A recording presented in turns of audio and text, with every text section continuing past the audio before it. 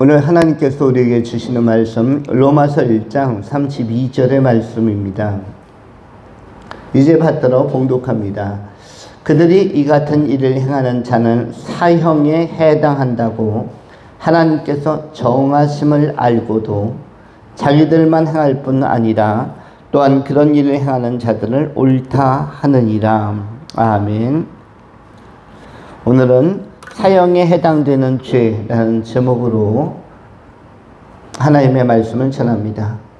두 가지로 본문을 나누어서 상고합니다. 첫 번째, 긴장관계. 두 번째, 방임관계. 먼저 생각하는 것은 긴장관계에 관한 말씀입니다. 로마서 1장 32절은 성경 전체를 대표하는 자극적인 표현이라고 할 수가 있습니다. 왜냐하면 성경 그 어디에도 나오지 않는 사형이라는 단어가 나오고 있기 때문입니다. 구약 성경에도 좀처럼 찾기가 어렵고 또한 신약 성경에서도 찾기가 어려운데 그 단어가 로마서 1장을 마무리하면서 바로 32절에 기록되고 있다는 측면입니다. 사형이라는 이 용어는 굉장히 깊은 의미를 가지고 있습니다. 그러면서도 이 사형이라는 것은 두 가지 측면이 있죠. 사형의 시작과 사형의 끝이 있습니다. 그 말은 뭐냐면 사형의 언도가 있고 사형의 구형, 사형의 언도와 한 걸음 더 나아가 사형의 집행이 있다는 것입니다. 사형 언도라는 것은 사형 선고입니다. 이 선고가 있고 또 한 가지 무엇이 있습니까? 집행이 있습니다.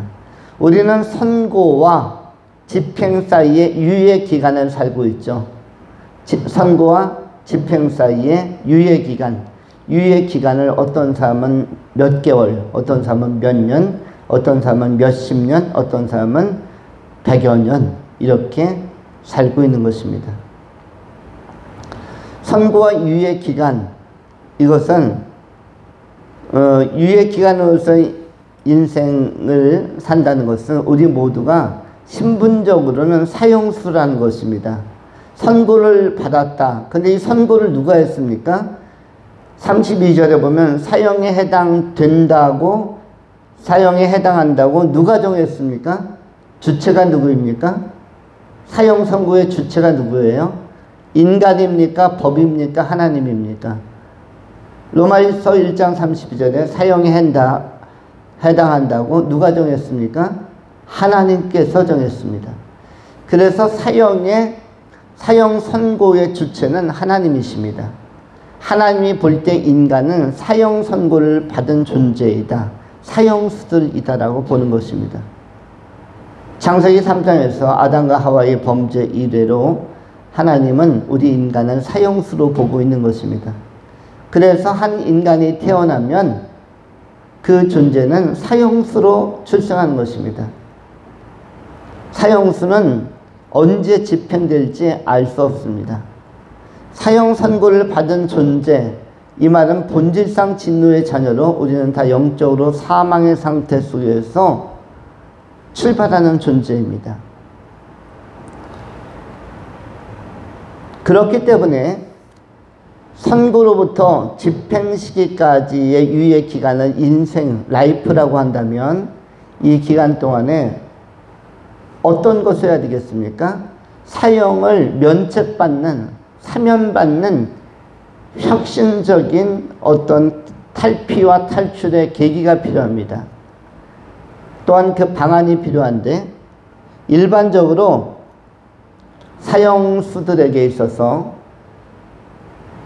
사면받거나 아니면 사형수 정도 되면 다시 살아나올 가능성은 매우 적은 것입니다. 집행의 날짜만 기다리는 것이죠. 하나님께서 부르시는 그날이 집행의 날짜입니다. 그러므로 모든 인간은 이 긴장 관계 안에서 사는 것이고 인간의 가장 큰 긴장은 어떠한 것입니까? 우리 하나님으로부터 우리가 구원을 얻을 수 있을 것인가? 하나님께서 정해 놓으신 심판을 피할 수 있을 것인가? 어떻게 보면 우리는 바울의 표현처럼 경주자와도 같습니다.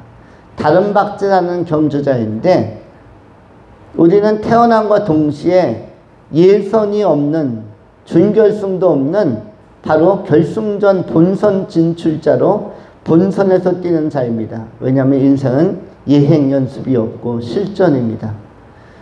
인생은 연습이 없습니다. 그냥 실전이에요. 어린 시절부터 실전이니까 어린 시절의 믿음도 중요한 것입니다. 청소년 시기도 실전이니까 청소년 시기의 신앙도 중요하고, 청년의 시기도 실전이니까 청년의 시기가 또 중요합니다. 장년의 시기도 실전이니까 장년의 시기의 신앙이 중요하고, 노년의 시기도 실전이니까 노년의 시기의 신앙도 중요합니다. 그럼 왜 실전입니까? 왜 어린아이들은 어린아이의 신앙이 실전입니까? 어린아이의 인생 속에서, 청소년의 인생 속에서 하나님께서 부르시면, 교통사고로 부르든 질병으로 부르든 잠자다가 부르든 음식을 잘못 먹고 체해서 영혼이 이 땅을 떠나든, 우리는 하나님께서 부르시면 사형이 집행되는 것이기 때문에 그래서 실전인 것입니다. 태어난 모든 존재는 실전인 것입니다. 세상에 아이들이 많이 태어나지만 그 아이들이 끝까지 인생을 산다는 보장이 없습니다. 어린 시기에 질병으로 사망하거나 사고로 사망하거나 교통사고 같은 치명적인 것으로 인해서 또 이 세상을 떠나는 경우도 많이 있습니다. 어떤 경우는 청년 시절에 세상을 떠나는 경우도 있죠. 익사사고라든지, 이번 여름에도 물놀이들을 많이 갈 터인데 분명히 익사사고로 이 땅을 떠나는 사람들이 꽤 많을 것이고, 수해로 말미암아 그야말로 또 수해 피해자들을 돕는다고 나가는 군인들 가운데도 얼마 전에 해병대에서 한 그 최일병인가 했던 분이 작년인가 재작년에 수색 나갔다가 뜻밖의 젊은 나이에 세상 떠난 것처럼 우리는 알 수 없습니다. 모든 나이 또래의 모든 연배에게 있어서 이것은 다 실전이요 본선입니다. 예행 연습이나 예선이 없는 것입니다.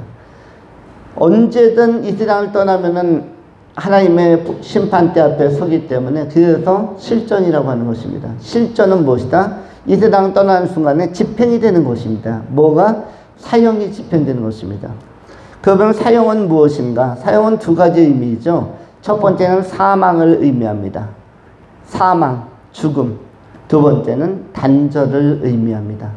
사망이라고 하면 육체적 죽음을 의미하고, 영혼이 이 땅에서 떠나는 것을 사망이라고 하고, 단절은 무엇입니까? 하나님과의 관계의 단절을 의미합니다. 하나님과 상관이 지상에서도 없는 사람은 천상에서도 있을 수 없습니다. 지상에서 하나님과 관계가 없는 사람은 이 땅을 떠나서도 관계가 없는데, 관계 없는 존재들이 거하는 곳이 지옥이라는 곳입니다. 그래서 이 지옥의 참담한 곳으로 사형 집행을 받은 자들은 떨어지게 되는데, 그래서 사망과 관계 단절, 이것이 사형에 해당하는 내용이라고 할 수가 있습니다. 로마서 6장 23절에 죄의 삭은 사망이요 하나님의 은사는 그리스도 예수 우리 주 안에 있는 영생이니라. 죄의 삭은 사망이라고 말씀하고 있습니다. 우리 인간이 죄인으로 태어나 죄의 문제를 해결하지 못하고 이 땅을 떠나게 되어지면 그는 사망이라는 불가피한 현실에 처하게 되는데, 그 사망의 자리는 어디입니까? 매우 음침한 골짜기요, 말로 형용할 수 없는 지옥이라는 아주 처참한 곳입니다. 지옥은 모든 고통이 소멸되지 않는 곳이고, 모든 불쾌한 기억이 항상 상존하고 잔상으로 남아있는 곳이며, 끊임없는 형벌과 또 실제적으로 불타는 그러한 그 감각적인 고통까지 총체적으로 가해지는 곳입니다. 그리고 그 징그러운 사단 마귀와 우리가 짐승을 보아도 징그럽다고 하고, 지금과 같은 이 여름철에 날파리나 또는 여러 곤충류들, 모기들, 바퀴벌레들 또는 뱀이나 쥐나 이런 것도 징그럽다고 하는데, 하물며 독사보다도 더 사납고 징그러운 이런 괴물들, 바로 귀신들이 눈앞에서 조롱하고 있을 때, 이럴 때 그것을 감내하면서 영원한 형벌에 처해져 있다는 것은, 그리고 끊임없이 불타는 유황불과 이 고통 속에서 영원한 징벌을 받는다는 것은 인간에게 있어서는 최악의 결과요, 그리고 거부할 수 없는 현실이며 또 하나의 실존이 되는 것입니다. 그래서 이 구원의 문제는 항상 심각하고 항상 진지하고 항상 즉각성을 갖는 것입니다. 구원의 두 측면이 있다고 하죠. 하나는 즉각성과 또 하나는 점진성으로 표현할 수가 있습니다. 예수 믿고 예수 영접하고 거듭나는 것은 즉각적으로 이루어져야 할 것입니다. 태어나면은 바로 복음을 전해서 그가 예수를 믿을 수 있도록, 그가 거듭날 수 있도록 강력하게 복음을 전해야 합니다.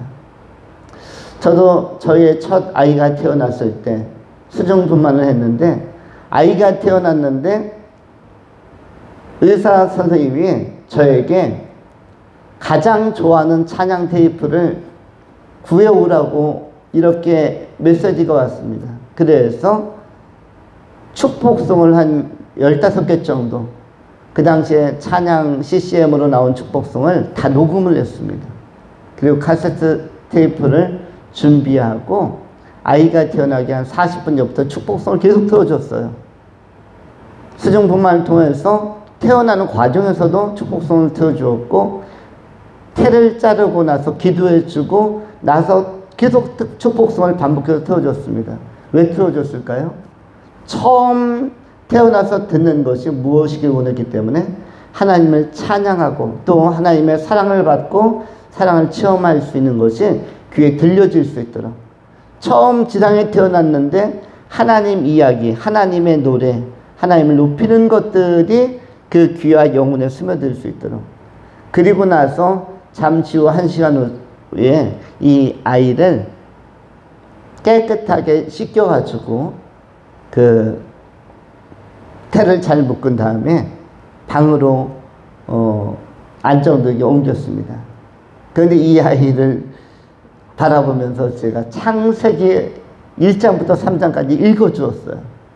그리고 로마서 1장부터 8장까지를 또 읽어주었습니다. 거의 태어난 지 이제 한두 시간밖에 안 된 아이에게 웬 말씀을 전하는가? 왜냐하면 이 아이가 제일 먼저 지상에 태어나서 해야 할 일은 빨리 예수 믿고 구원받고 거듭나야 한다라는 즉각성 때문이었습니다.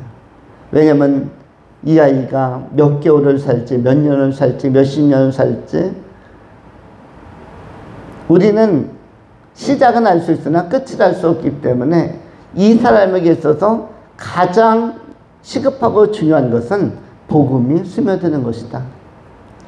이렇게 신분의 구원에 있어서 즉각성, 구원의 즉각성은 대단히 중요한 것입니다. 그런데 오늘날 너무나 소중한 사람들에게 복음을 완만하게 전하려고 합니다.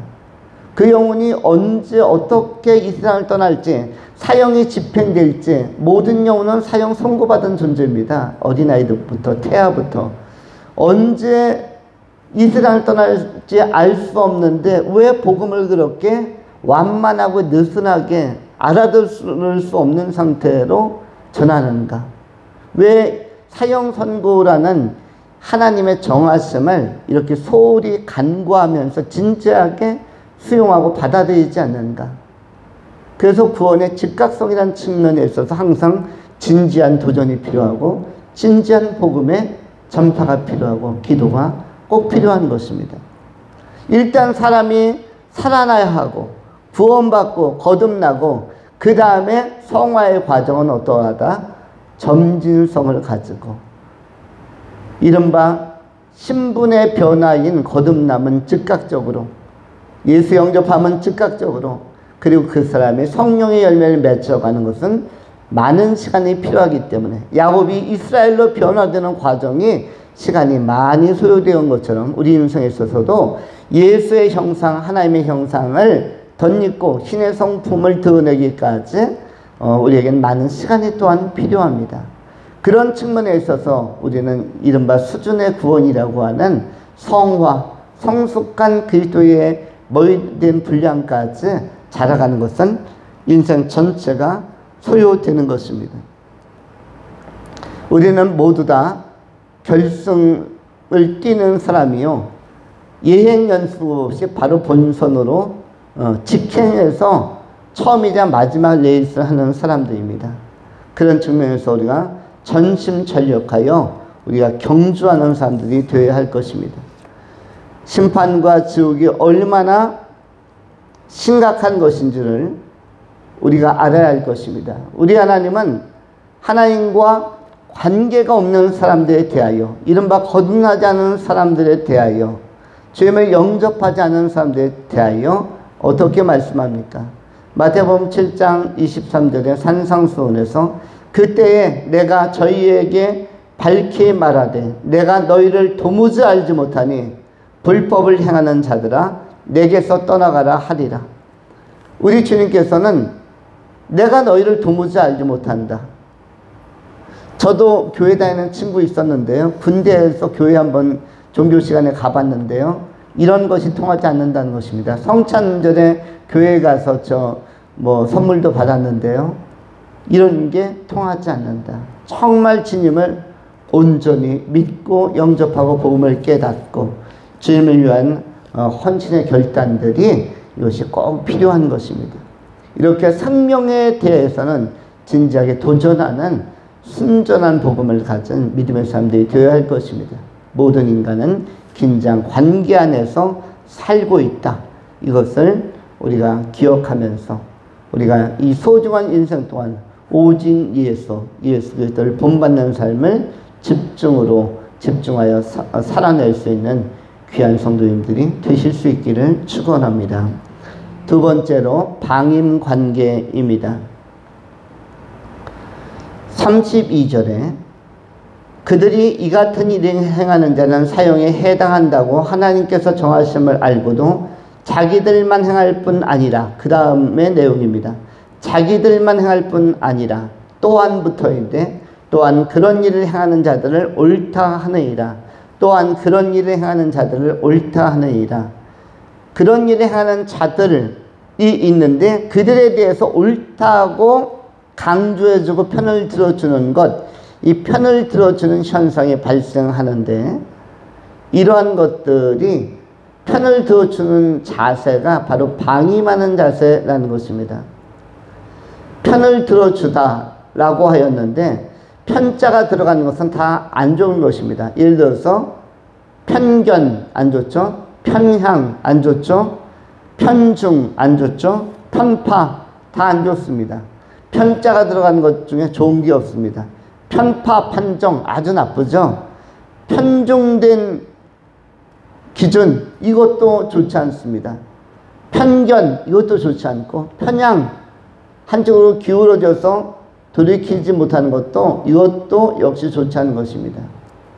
특별히 판단에 있어서 이 편자가 들어가는 것은 매우 나쁜 것입니다.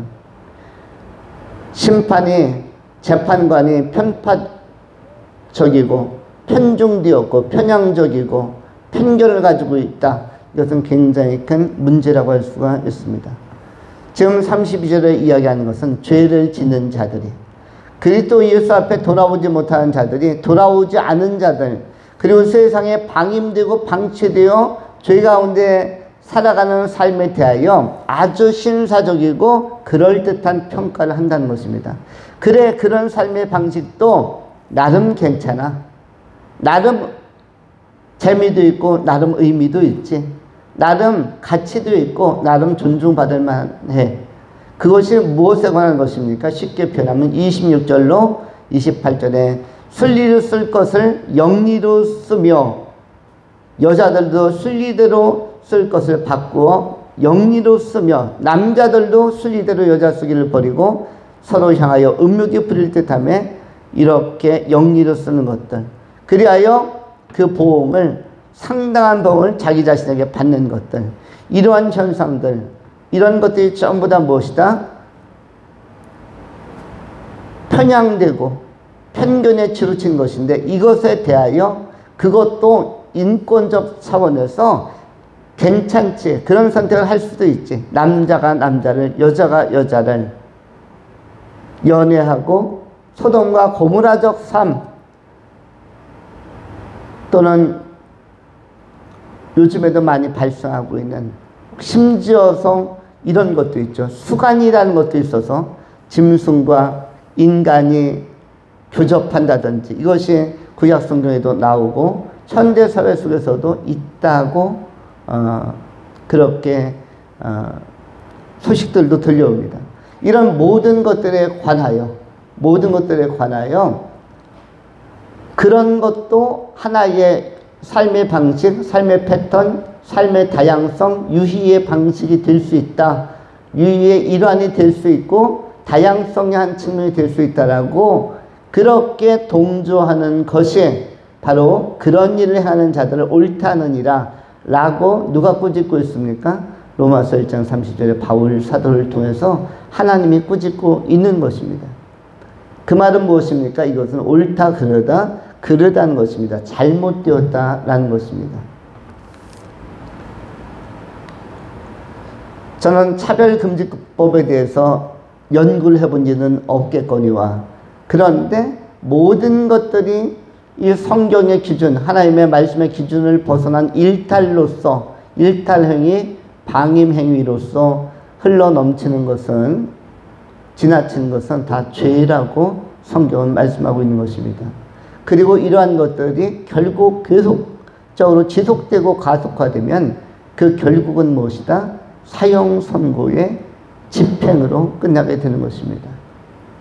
그들이 편집증처럼 집착해가는 이런 세상적인 요소들, 영리에 심취된 요소들, 순리가 아니라 진리가 아니라 영리에 도취되고 포로가 된, 사로잡힌 이런 아집들, 이런 것들을 기독적으로 고수할 때 결국은 상당한 보응이 그 삶에 임한다는 것이고, 하나님께서 그 사람을 부르시면 바로 어떤 결과가 초래되겠습니까? 사형 집행으로서, 하나는 사망으로서 영벌에, 또 한 가지는 관계 단절로서 영원한 지옥에 떨어지게 되는 것입니다. 의인은 이런 것들을 조심해야 할 것입니다. 그러므로 많은 애매한 것들과 모호한 것들이 있을 때, 그때 우리는 바른 분별력을 가지고 올바른 식견과 지혜와 지식을 가지고 그르다 아니다, 옳다 그르다를 분별하게 이야기할 수 있어야 하는 것입니다. 진리는 이것이며 정의는 이것이며 하나님의 말씀은 이것이다 라고 우리가 힘있게 선언할 수 있어야 하는 것입니다. 성경이 제시한 대로 아닌 것은 아닌 것입니다. 성경의 기준이 항상 옳은 것입니다. 세상의 법은 어둠이 많습니다. 왜냐하면 인간에게 어떻게 보면 상당히 아부하는 법들도 굉장히 많다는 것입니다. 우리는 하나님 앞에 옳게 보이는 것이 좋고, 인간 중심적인 이 인본주의의 그늘 안에 그 존재를 가두어 두는 것, 이런 것은 그들을 불행하게 하는 것입니다. 오히려 그들을 선도하고 계몽하고 깨우쳐서 건전하고 건강한 의식을 가지고 건강한 사회성을 가지고 건강한 삶을 살아갈 수 있도록 고무하고 격려하고 선도하는 일이 바로 믿음의 사람들에게는 꼭 필요한 것입니다. 우리는 이러한 것을 감당할 수 있도록 우리 하나님께서 우리에게 지혜와 또 명철과 또 담력을 주시는 것입니다. 사형에 해당되는 죄가 심각한 줄 알고 우리가 돌이켜서 먼저 예수를 믿되 바르게 믿고 선명하게 믿고 그 선명성을 우리를 지켜보는 이 세상의 많은 관찰자들에게, 아직 예수를 제대로 안 믿는 사람들, 한 번도 믿어보지 않은 사람들은 다 관찰자입니다. 예수 믿는 사람들이 어떻게 사는지, 예수 믿는 교회가 어떻게 행동하는지를 관찰하면서 그들은 비판도 하고 비난도 하고 비평도 합니다. 그들은 관찰자입니다. 수많은 관찰자들에게, 그리고 실험하는 자들에게 우리가 소망의 이유를 묻는 그들에게 바른 길, 정도와 바른 천국행 이정표를 보여줄 수 있는 길이요 진리요 생명이신 예수를 투명하고 명증하게, 명백하게, 선명하게 전해 줄 수 있는 그런 아름다운 길잡이로서의 사명을 잘 감당하는 훌륭한 리더들, 훌륭한 하나님의 사람들, 귀한 제자들이 다 되실 수 있기를 축원합니다. 기도하겠습니다. 할렐루야. 존귀하신 하나님, 오늘은 사형에 해당하는 죄의 의미에 대하여, 내용에 대하여 상고하였나이다. 우리 인간이 생리적으로, 존재론적으로 사형이 선고된 상태 속에서 출발하여 사형 집행의 위기 앞에서, 긴장 앞에서 한나를 사는 존재인 줄 알고 복음의 즉각성, 예수 믿음의 긴급성과 긴박성을 우리가 민감하게 받아들이고 예수를 믿고 거듭날 뿐만 아니라 천국의 소망을 가지고 하나님의 백성으로서 끊임없이 성령의 다스림과 통치 안에서 변화되어지고 성숙해서 성령의 열매를 잘 맺어가는 예수님의 기쁨이 되는, 하나님의 기쁨이 되는 신실한 종들이 다 되게 하여 주시옵소서. 우리의 인생 여정을 천국까지 성실하게 이끌어 주시기를 구하오며 우리를 구원하신 구주 예수 그리스도의 이름으로 축복하며 감사하며 기도하옵나이다. 아멘.